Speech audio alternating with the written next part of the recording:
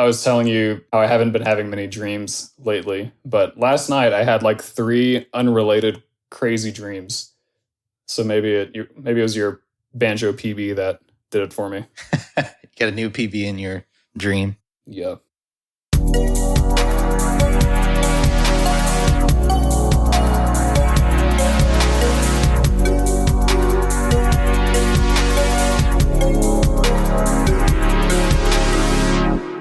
Hello, and welcome to the Interstate Gamers Podcast. I'm your host, Kevin, aka K-Slugs. My name is Peter, aka Deal for Real, and I'm also your host. Well, welcome everyone to the 55th episode of the Interstate Gamers Podcast, Season 5, Episode 6. Sorry it's been a long time since we've kind of posted our last episode. We've had a lot going on, specifically me. Personal stuff I've had to deal with, and a lot of, not a lot of, but a snowstorm that I've had to go through that, my state is specifically not prepared for. Oof. And there's just been a whole lot, but, we're back and we're better than ever. And if you've seen the game for this week already, then your curiosity might be piqued, and as it should be, because this is going to be a fun review. Yeah. I'm very excited for this one. Pete Boy, what game are we doing this week? The game we are reviewing today is none other than Disney's Tarzan for the Game Boy Color.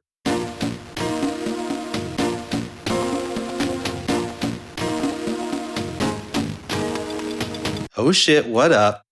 Disney's Tarzan? I didn't even know they had a game on the Game Boy Color, is it? Indeed. I guess I do know. Well, I do know, but this was a game I had as a kid, actually. Yeah, I remember we were coming up with the list of episodes for this season, and you were like, how about Tarzan for the Game Boy Color? And I was like, what the fuck are you on, Kevin? Before you explained to me that it was a game that you held some degree of near and dear in your childhood. So, why don't you tell me a little bit about your time with Disney's Tarzan on the Game Boy Color? This damn game. So I had when I first got my Game Boy Color, it was the first console I ever had, first video game system I ever owned. I had Pokemon Yellow, and along with that, I also had like one or two other games, and one of them was this game, Disney's Tarzan. And this game I never played much because, honestly, it was really hard when I was a kid, and it's a very unforgiving game, as you'll come to find out. I think I just never got through it very much, and I always I kept going back to it after years later just to see if I could progress more, and it just never happened. So it's a game that I've just never beaten, but it's always been a part of my childhood. I don't know where the cartridge is anymore, because I can't imagine. I must have sold it or something. Oh, for a pretty penny, I'm sure. Oh, yeah. Yeah, that's kind of my history with the game.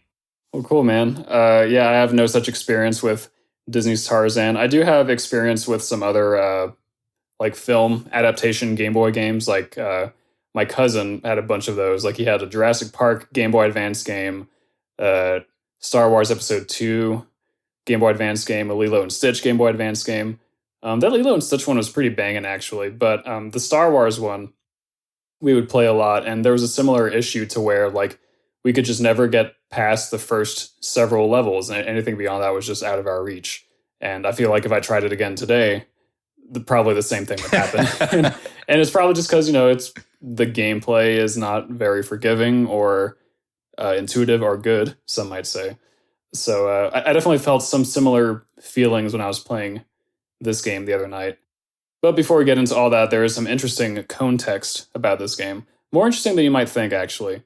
So this game was released in 1999. It was developed in 3 months by a studio called Digital Eclipse, who actually made their name doing ports of arcade games, actual straight up ports of arcade games to the Game Boy and or the Game Boy Color. And so they were really good at that, and they actually had a reputation for being good at doing that. I don't know how they got involved with this game here, but it ended up being their first game that wasn't a port. It was their first ever original title. And by original, obviously it's from the Disney movie, which is based off a novel and all that stuff. But I mean, the gameplay and the assets and everything, they made all that themselves rather than just porting something. So, kind of a big deal for them. Unfortunately, I have a feeling we'll be pretty critical of it, but I'm sure it was upwards and onwards for them after this one. Right. There's actually a pretty good interview you can find on IGN with one of the developers, and like he talks about all the ambitions they had for the game, but how short the time frame was and all this sort of stuff. So it seemed like they really did try. Oh, I'll have to watch that. I'm really intrigued by that now that you say that. Yeah, well, it's a written interview, but I still find it interesting. I'll send it to you. Yeah, definitely do that. Yeah. But yeah, so now we've got our backstories out of the way. And I guess this is normally the time where we go into the meat and potatoes. And this is where we will go into the meat and potatoes. But I want to kind of mix things up here. I want to hear your thoughts on the gameplay first, because I am uber excited about what you think. All right. On to the gameplay. So this is a platforming game. You control a variety of characters, actually. You control Tarzan when he's young and when he's older. You control his gorilla friend Turk. And at some point, you also control Jane, although I didn't necessarily get to that point. So you have these kind of like open-ended platforming levels where you have to collect a bunch of bananas before you can move on to the next level. From what I've seen, that's pretty much the game. I think there are some like boss fights that come later, but I did not get to those. Now, I love me some platforming games. Like pretty much not all of, but many of my favorite games of all time are platforming games. And if you've been listening to the show for a while, then you should know that already. So it's with a very practiced and critical eye that I look at this game's gameplay and I say, as the French might say, quoi le fouc? I think the movement mechanics is really what grinds my gears, because like everything just feels really finicky. Like there's weird landing lag after you land from a jump, and like after you land you have to wait before you can jump, but you don't have to wait to move left and right, so it's like inconsistent. When you turn around, when you change direction, there's like a bunch of lag on that. And it looks like a good animation, but it just sucks to like play with that. So like it's never clear when you're allowed to like do the next action you want to do. Swinging from vines has weird timing. The collision boxes with the enemies and stuff are janky. There's no way to defend yourself unless I think Jane can like use her parasol or something. But the other characters, you just have to avoid everything. And the enemy placement, oh my God, like they have enemies who like come chase after you and they'll just spawn like, because it's a Game Boy and it's a small screen, right? So sometimes that just happens. But like the artwork is so big relatively in this game that like you'll see some warthog chasing after you and like you can't, do anything except run away or jump over it. And you have to like react in time. Oh my God, it's... I got through 4 levels of this game and then I got a game over and I hadn't gotten a password yet because this game uses a password system. Yeah. And I was like, well, what the fuck? When am I supposed to get a password? I'm not playing through this again. And so I kind of like rage quit a little bit. And then I looked up some passwords online and punched those in to see like, oh, maybe some new gameplay will appear or some, something worth playing through. And I determined that there wasn't really anything worth, spending more time to find out. So I did break my rule of like ideally beating a game before I review it, but I just couldn't do it, man. No. There's so many other things I'd rather be doing. Yeah, no worries, man. I mean, that's most of my points already. I can just cross off like that entire column now. Yeah. So here you go. Here's the mic back. Yeah, thank you. Yeah, no, very frustrating gameplay indeed, especially when I was a kid. It really just grinded my gears. I was like, oh my God, am I bad at video games or is this just a bad video game? Turns out this is a bad video game. I'm amazing at video games, but right. Yeah, no, the movement is really bad. You hate to see it. And it's not just the movement, like you said, there's kind of laggy. Some things don't make sense, but like kind of what you mentioned about the hitboxes, and not just about the hitboxes of the enemies, but like the things that you grab within like the environment that you like swing from like vine to vine, like you said, that timing is really weird. And it's also really hard you have to grab pretty high up on the vine. So you can't just like grab a lower part of the vine as you might expect, or like you might think you are grabbing onto like a particular part of the platform or environment, and then you're just going to completely whiff and run into a baboon or I don't know, whatever. There are also several frustrating enemies like birds, and birds are pretty frustrating, and baboons are nuts. They're like, you don't know when they're going to jump. Yeah, that's an interesting point actually, because like when you feel like you don't understand the patterns behind things, that makes it even more frustrating. So to have this baboon enemy that like alternates between running directly at you and then jumping in a high arc over you, it's like, well, shit, I don't know when I'm supposed to try to go underneath it or jump over it or whatever. It's like when I just run away. That's all I can do. And you said something interesting about the enemy placement. I thought you were going to go the route of like they specifically place enemies to where it's almost impossible to get by them. And you're like, Yeah, well, what the hell? How am I supposed to get to this area? I know I need to get here and there's no other way. And you have to take a hit. And even more interesting is that let's say you have, it's not 3 hearts. It's the 3 hearts in this game is 3 spears, but you get the concept. So whenever you get hit, you lose a spear.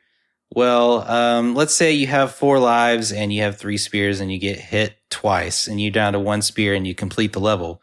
Well, your 1 spear is going to carry over on to the next level. So you don't get to heal at all in this game, which is baffling. Yeah. There's no health or anything like that. Yeah. And also, like you said, there's no way to defend yourself, but maybe Tarzan's a pacifist. I don't know, man. He has 3 spears. Yeah, true. But he doesn't use them. Oh, no, he does use them. The only time he uses them is to kill the jaguars that were like approaching it. There is one like random level where you fight off a jaguar and it's pretty boring and it's not very intuitive. You're just standing there as the jaguar is approaching you and you kind of fend it off with a spear and eventually you win. But there's also a stampede like mini game between some levels. Oh yeah, I did see that one. Yeah, did you play it? I did actually. I'll let you continue though. It's very interesting because when you're running away from the stampede, you're like, you don't know when a log is going to appear in front of you. And it's not that the reaction time is too like quick, but like you can't tell if you're running or jumping whenever you're pressing the jump button. Yeah. And so like there's no difference between the animation and really your height elevation. So it's just looking like you're running and it's just really weirdly implemented. But yeah, as a kid, I always enjoyed that. But going back to it, I was like, this is weird. Yeah, it's interesting to see that because like the Crash Bandicoot games do that a lot too. And I know that some people think that having a backwards facing camera on something like that is unintuitive because then you can't see the obstacles until they're right up in your face. But there are ways to do it well. There are ways to do it poorly. I kind of liked the little bit of variety that brought to the table because otherwise there's not too much in terms of variety in the gameplay, if any at all. Like I remember texting you at some point, like, is there anything in this game besides collecting like a ton of bananas and then finding Turk and going to the next level? And turns out there isn't really. Pretty much that's the gist of the game. The bananas are really important. I did put in the passcode because I always had too much pride as a kid to put in the passcode. And also back in this time, it was harder to find out those kind of things.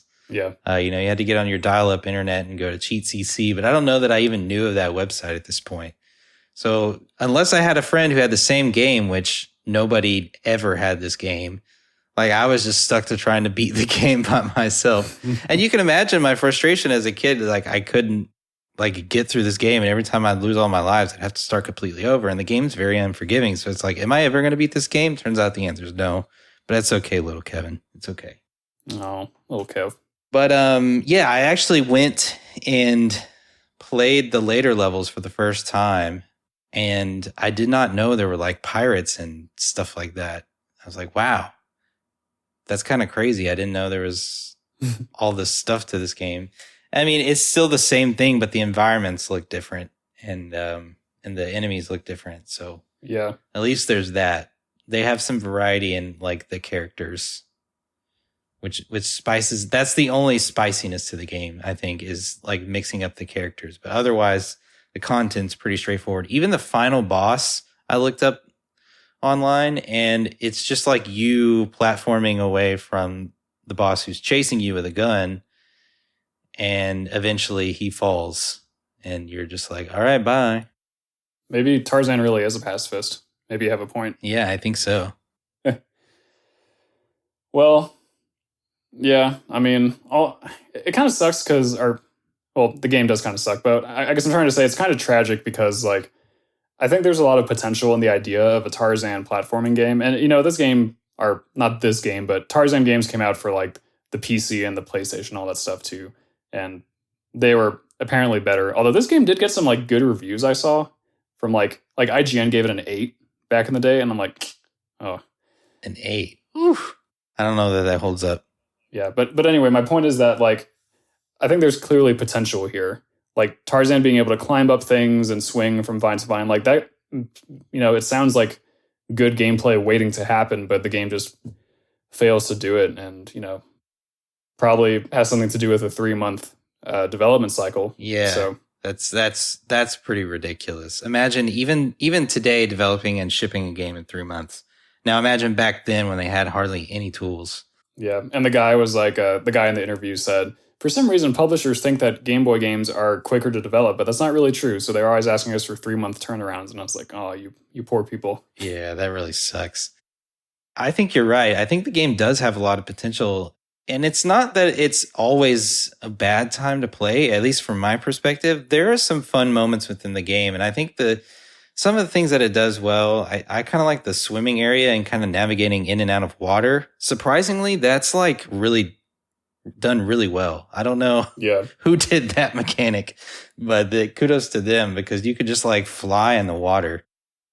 Swinging from vine to vine is still kind of satisfying, even though the snake hitboxes are kind of stupid. I kind of like the snakes. But yeah, if it was implemented well and they added a little bit more content to the gameplay and what you can do and what there is to accomplish, they may have had a pretty solid game. It's just, yeah, you're right. 3-month turnaround. That's not a lot. Yeah. Well, lest we spend 3 months on the gameplay section, I think it might be time to wrap up and move on to the visuals. What do you think? I agree. So what did you give the gameplay section score? Oh, man. I feel pressure going first on this one. Gave it a hot, fresh 40. 40. Wow. Yep. Well, I guess the forecast today for this episode is historic low scores because I gave it a 47. Nice.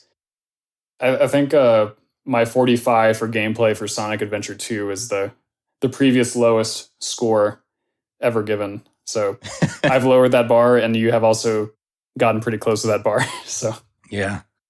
Moving on to everyone's favorite section, aesthetics.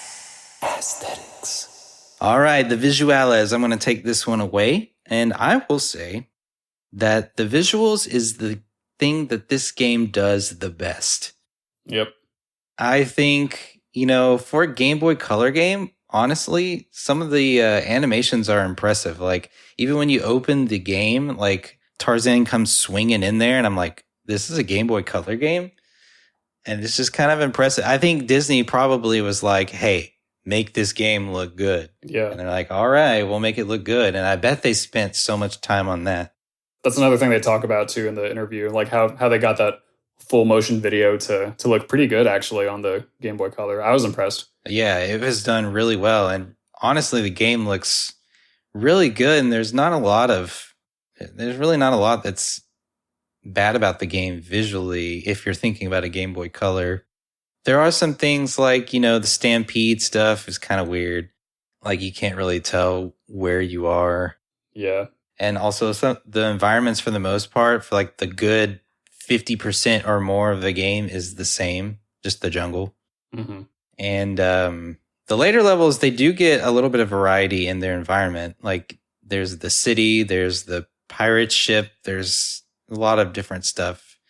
And all the characters look good. The enemies look pretty good for the most part. Not a whole lot of complaints visually. It's not the most stunning game ever, but I think it's really well done, and I think they should get a lot of credit for it. I agree to a degree, I will say. That opening full motion video it writes a pretty big check. Not check. It writes a pretty big check that I think the rest of the game can't quite cash visually. Right. Which is going to be inevitable, I think. But I think the strongest part is definitely the player characters. Like when you're controlling Tarzan and Turk, and I haven't seen like the footage of Jane, but she probably looks well animated too. But like their movement looks really fluid. I was most impressed by the turnaround animation when you're when you change direction while walking. Like it was frustrating gameplay wise, but it looked really good. I was like, damn, they put work to this. Yeah. Yeah, I liked looking at the characters, and I think that also lent more fun to the gameplay as well. Seeing those nice movements corresponding to my inputs was very satisfying. But I think I view the rest visually a little less favorably than you. And maybe I haven't really played many Game Boy Color games specifically, so maybe I'm expecting too much from the system. But I was really underwhelmed by like how plain a lot of the backgrounds were, especially in the jungle. Like a lot of it was just like straight up blue sky, like just a wash of the same, RGB value in the background. And then like in the foreground, they have some nice detail on the plants and stuff, but it's also kind of like the same like one or two shades of green, and like I'm not expecting to see like SNES or Game Boy Advance quality stuff here, but like when you're in these open-ended worlds, fairly open-ended levels, it's so helpful to have some sort of visual landmark that tells you that like you're in this corner of the map versus this corner, and the levels I've played at least didn't have that. So like I'd be like, am I in this part or this part? Because like the terrain is similar, I can't really tell the difference via the terrain. And then the aesthetics are similar too, and it's like it just becomes confusing, I think. So yeah, I can agree with that. That's kind of how I feel about that in general. Yeah, I just felt like we shit on the gameplay so much. I had to give it some positives, but yeah, no, I definitely agree. It's not all sunshine and rainbows with the visuals. There's not a lot of visual indicators of what you're supposed to do too. I remember getting stuck a lot as a kid, and if I didn't remember some of those things, I felt like I would have gotten stuck again too. And it's not very clear what you can grab onto and what you can't. Yeah. Sometimes. So like there's some pieces of the wall that you can grab onto, and then there's others that you can't. And there's not a lot of distinction between the two. I agree, man. Yeah, that was something that I kept getting hung up. Eventually I kind of was able to tell the difference, but there was definitely like an unnecessary learning curve. Yeah. I wanted to go back to that Elephant Stampede bonus game because like that was so nuts visually speaking. Like the ground was like 3 different colors and the elephants were like all these colors, and there was like just all this crazy animation going on. I was like, oh my God, it's hard to like focus on any one thing happening because the Stampede was just a torrent of pixels in my eyeballs. I was like, oh my God. It made me feel stressed out like I would be IRL if that were happening. So I guess it succeeded there. True, yeah. I don't know. It's definitely not the most beautiful game ever, but I don't think it's the worst. And I think they did a solid job on it. I think it's good enough, Yeah. If the gameplay and the content were better, and also the audio when we get to that, then I think the visuals would be enough to get the job done. But unfortunately, they're attached to a game that just in general, in my opinion, is not very good. Yeah. Well, that's all I got. Sames. Okay, well, I'll give my ratings. Had a tough time with this one. I'm going to give it a 68. I'm actually kind of in agreement with you. I gave it a 65. Oh, okay, cool. Yeah. Honestly, like the animations of the main characters saved it for me. Yeah, really. And the movie at the front. There's a lot of there's a lot of animations in there, honestly. It's just really, it's not bad visually. It's really not. Yeah. Moving on to the audio. Pete Boy, why don't you take it away? Sure. I was wondering if Mr. Phil Collins was going to make an appearance in this video game, and I couldn't recognize it because I'm not very familiar with the Tarzan soundtrack, which I know is like a crime. But in like the opening sequence and in the like the menus and stuff, you can briefly hear like a little tiny loop of one of the Phil Collins songs called "Strangers Like Me." Yeah, and like like they just took the audio and they like downsampled it or did whatever they needed to do. And I was like, oh, they have some sounds like it could be Phil Collins. Turns out it is. Bum, bum, bum, bum. Yeah, that one. You'll hear that a lot in this game. But beyond that, you get into the levels, and I think they're all just like drum loops. Which now listen, settle down. Sorry. I love me some percussion. I love me some drums. I have made tracks that are nothing but percussion. Right. But when they have to just shrink the file size to hell and back to get it to fit on the Game Boy. Because that's what they did. They didn't like program drums. They just took like some audio clips and downsampled them. Like when you have to do that to the extent that they had to, and when they're so short and like repetitive, it's like, oh man, it just feels like you're stuck in in a time loop. That and like how repetitive the environments of the levels themselves can be. Like it just felt like I wasn't making any progress in the game because I'd beat one jungle level with the drum loop and then go to another jungle level with the drum loop that's a little different, and then another level with a slightly different. It's like I want to experience something new, man. And the audio is a big part of that. Now, again, I kind of like the drum loops in isolation. Like I think it's a cool idea, and I kind of like sample them in a song because I think that'd be kind of tight. But like as that being like the only soundtrack and it's so repetitive, no, thank you. Yeah, it's like I'm pretty sure it's the only track. Like I can't tell a difference in the drum loops. Like there's a couple that I've heard. I heard like 3 to 5 unique ones. Really? Oh man, that's more than I heard. But I also only played like 4 to 6 levels, so. Yeah, well, I mean, there may be more, but it seemed like, no matter what level you were on, it was the same or at least similar kind of drum loop. Yeah. And that's why I started cracking up, because it's just like the same very small repetitive loop. And you're just like, oh my God, this is kind of like bothering me. Yeah. Oh, but you just kind of have to play it to understand what we're talking about. But that's probably the worst part of the game. Maybe there's some pretty bad parts. I think the gameplay is a little worse. But anyway, yeah, it's not all bad. The little Phil Collins stuff is pretty good, and in terms of the sound effects, there are some good ones. I really like jumping in and out of water and jumping between vines. There are some things that lack sound effects, like they just don't give you a sound effect at all, and you can't tell if something is happening, which makes the gameplay even worse. Like when you get hit, you really can't. There's really no like noticeable difference of when you get hit, other than I think your character flashes. Yeah, and it's like there's no audio cue. There's no like visual cue other than the flashing. It's just kind of like. Sometimes you don't even know you got hit, and that's really bad because you can all of a sudden die. Yeah. I think of an audio cue of when you get hit would have been really good for this game. They should take notes from Tony Hawk's Pro Skater, do like a oof. Yeah. But there were some good sound effects, but nothing to really write home about. Like it's not the best sound effects in the world. Collecting bananas is kind of weird, and that's kind of like the main gist. It did sound like you're collecting a banana. I don't know what that would sound like, but it definitely doesn't sound like that. Interesting. I can't say I noticed that one. Yeah, I mean, just not great all around. Phil Collins might have, like the Phil Collins references might have saved it. But other than that, eesh. Yeah, there's really not much to discuss here.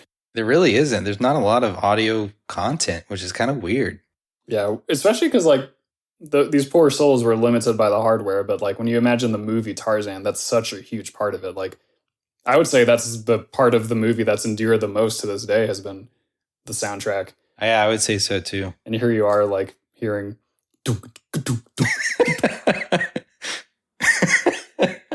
so yeah. Anyway. What did you go first in this section? I did, yeah. I gave it a 51. Damn, dude, I gave it a 50. Wow, we're pretty on sync. On point here today. Well, that's moving on. We're moving on to the final section of the content. Pete Boy, I know you got a lot to say about this game, so in terms of content. Yeah, well, maybe less so than normal. I was trying to find like a count on how many levels there are, and I didn't search for too long, but I couldn't find any definitive number. I will say that the gameplay and everything else really is not good enough to warrant a long game, so I hope the game isn't that long. Even my favorite website, howlongtobeat.com, I don't think it had any info on the Game Boy Color port specifically. So kind of left in the dark there, but as I said, I didn't have the patience to tough out more than like the first few levels, so I don't know how long the game is. I don't really care. I don't like it very much. Maybe you can speak more to that since you played it more as a wee lad. Yeah.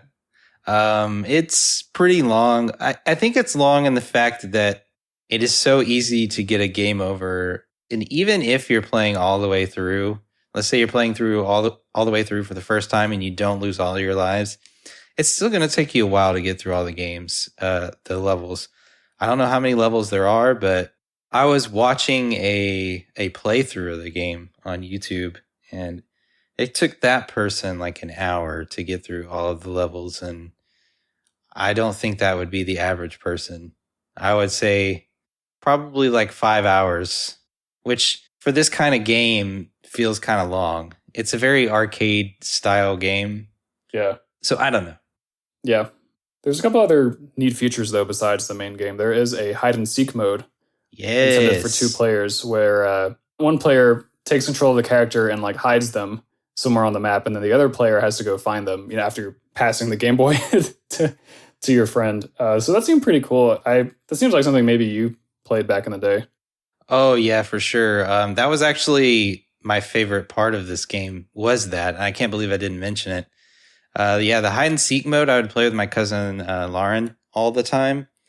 And man, we had so much fun with that because I would go and hide somewhere and she would like try and come find me and vice versa. And the map is big enough to where you can like keep guessing at different hiding spaces. They had like a timer for a countdown, and I always felt like I knew where the best hiding spots were, but that I also knew how to mix it up. Yeah. So it's really fun to just kind of pass the Game Boy back and forth. I think it's a very underrated experience of the Game Boy that many developers didn't take advantage of.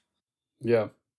Another one is the Game Boy printer mode. I forget what it's actually called in the game, but basically the game had a bunch of like artwork of the different characters and stuff that you could, I think you could like arrange them onto pages and then print those out if you had a Game Boy printer. Yeah. I don't know how many people had that or the other peripherals like the Game Boy camera. I imagine not too many people got use out of that feature if I were to guess. Yeah, I always wanted to use it because I thought it was really cool, but I never got to. So yeah, it's cool to put that into Disney game adaptation though, because like Disney's all about the fun, memorable characters and everything. So to capitalize on that with a feature to print out your own stickers or whatever is actually pretty neat. So I think that's a good idea too. I agree, man. I agree completely. Yeah, but I don't know. The content in this game is not very good in general. It's lacking a lot of substance. I mean, given the 3-month time frame, that makes a lot of sense, but that doesn't make it a good game. Yeah, it's kind of sad that it is what it is. But and not having your like progress saved is also kind of annoying. I think maybe if you had your progress saved, maybe this game would be more bearable because like if you didn't have to start over from like before you get to a certain password checkpoint, then it might be, a little more doable. But the fact that you can almost get to one, and let's say you get all the way through, like, because I think there's 6 different checkpoints, which means you have to go through quite a bit. And let's say you got to the 5th one and you just kind of didn't keep track of the passwords, which I guess I don't know why you do that, but it'd be pretty frustrating to go all the way back to the start. Yeah. I mean, that was my experience. Like, I didn't receive a password after beating like 4 levels. And so I died on the 5th one. And I was like, well, shit, I don't feel like playing through those 4 again. But if I was back to the beginning of the level I actually died on, then it probably would have been better. And there's nothing about the game's content that, like, gameplay aside, there's nothing about the content that intrigued you more to want to play, right? Like, you're just like, oh, I'm just collecting bananas and I'm as different characters. Yeah, like I said, I looked up some passwords to see if there were like gameplay changes later on. But after going through 4 levels of only banana time, or only, I was trying to say town and time at the same time. But after that, I was like, if there was some different gameplay, it would have probably appeared by this point. And I was halfway right, but right enough to where I didn't feel the need to play through more. So yeah, I appreciate the different characters and different enemies too. I think that's something to speak of for the content. Yeah. But that's like the only variety that you really get from this game. Yeah. I guess there's also the question of like, this is a movie adaptation game, so how successful is it in that regard? And with a Game Boy Color game, you're not gonna, get all the way there. But Yeah, it actually does. It actually follows the movie pretty well. Like you start out as a cool. kid, and Turk is one of Tarzan's friend as a kid. And I'm actually surprised you don't get to play as adult Turk. I thought that was going to be a thing, but yeah, it progresses through the game like the movie. Like you go as a kid, and then you grow up, and then you meet Jane, and then you go away from Tarzan's island, and he gets captured or whatever. But then he comes back, and they're hunting him. Yada yada. It follows the storyline pretty well if you know the storyline. Yeah, well, that's good to hear. Yeah, and the fact that you could play as Jane, and I guess Jane is the only one able to defend themselves. So, kudos to Jane. Yeah. Nice work, Jane. Well, I guess that's going to do it for the content. Pete Boy, what'd you give it? Give it a hot, fresh 60. 60. Wow, that's actually higher than I gave it. I gave it a 50. Damn. Well, you know what time it is, loyal IG fans. It's time for that number crunching. So please listen to a few messages from our sponsors. Yeah. All right, welcome back, gamers and listeners. We have crunched the numbers, and boy howdy, we have some numbers for you. I'll start with my recap. I gave gameplay a historic low of a 40. So both in weather and in gameplay scores, we're seeing some historic lows this year. Visuals, I gave a 65. Audio, I gave a 50, which make my aesthetics rating a 57.5. Content, I gave a 60. So Pete Boy's final score is a 52.5. Yikes. That's no. It's not good for our boy Tarzan. Let's see if I can help him out. All right, so I gave gameplay a 47. Not gonna help him out too much. 47, baby. For my aesthetics section on visuales, I gave it a 68, and audio was 51, bringing my aesthetics score to a 59.5. And then the content was 50, so my overall was a 52.2. That doesn't really help out. It's actually lower than your score. Damn. Yikes. So that brings our IG score to a 52.35. And if you're keeping track, that's the 48th game out of 48. So sorry, Tarzan, you're the new low. I think that's the lowest by far, too. Like, I think Chopper Attack is like a 60-something, right? Yeah, let me look real quick. I'm already there. Chopper Attack is a 65.83. Yeah. So that's a full like 10 plus points over this one. Yeah, it's by far the worst. No thanks to its 3-month time frame, by the way. No. But you hate to see it. It has potential. It didn't live up to it, and it never will. It never fucking will. I think there's to this point, I think there's actually like a PlayStation Disney's Tarzan. Did you ever see that? Yeah, it got released on the PlayStation, the PC, and the N64. And I think there was also a Game Boy Advance game made later that has like some different subtitle to it. So, there's probably some better Tarzan content out there for all you epic Tarzan gamers. Yeah. Just stay away from this one. Yeah, it looks like the PlayStation one got decent reviews. I mean, this one did too back in the day, so I don't know what the fuck they were on. Yeah, true. We had better games than this in 1999. So, on my quest to do research for this game, I did find a person on Blogspot who did a very detailed review of this game, like probably even more detailed than we did. Oh, shit. And I was like, damn, this person really feels... And they actually had a similar situation to you, to where they had it back in the day, and then they like would revisit it every few years and still be the same level of frustrated. Yeah. Yeah, they included all these screenshots, and they talked about everything and like in all these details. They talked about the developers and like the individual employees and all this stuff. And I was like, damn, this is probably the authority on Tarzan, on Disney's Tarzan for the Game Boy Color. even more so than the devs by this point. Because this blog post is from like 2 years ago, so it's recent. Damn. There's always that one person that Yeah, and you love to see that. That's what I love about the internet. But yeah, I do love that too. But this person gave it a 5 out of 10, which is very in line with our scores. So, oh hell yeah, brother! We should make him another IG reviewer. If we're agreeing with the foremost authority on Disney's Tarzan for the Game Boy Color, released in 1999, then we're doing something right here on the show. I think so. Yeah. What a great episode. Yeah. Well, that's gonna do it for us. Thanks for tuning in, everyone. Hopefully our next episode, you won't have to wait as long. I'm hoping we don't have any more snowstorms or big life events happening. So we'll see you soon. And thanks for tuning in. And a quick shout outs to our current patrons. Yeah. So shout outs to Dolphin Dasher, Justin Probst, Z-Link, and Ryan Everett supporting us in our content. Can't thank y'all enough. It means a lot to us. Y'all keep us going, literally, helping us go. So, yeah, I guess that's going to do it. P-Boy, you got anything? Yeah, we can't sign off without shamelessly plugging our social mediums. Oh, true. We do have Twitter, the IG _cast is where you can find us on Twitter.